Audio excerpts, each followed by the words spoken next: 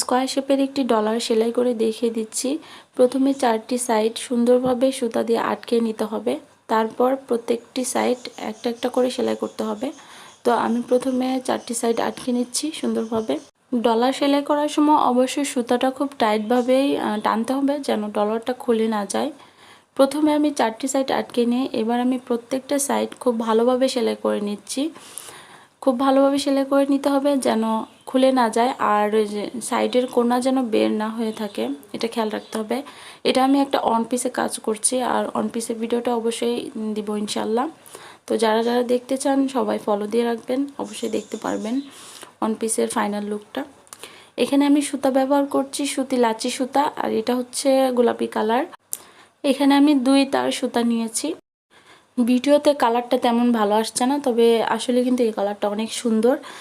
কালো জিনিসের ভিডিও করতে গেলে কেন জানি আমার খুব ভালো আসে না কালারটা।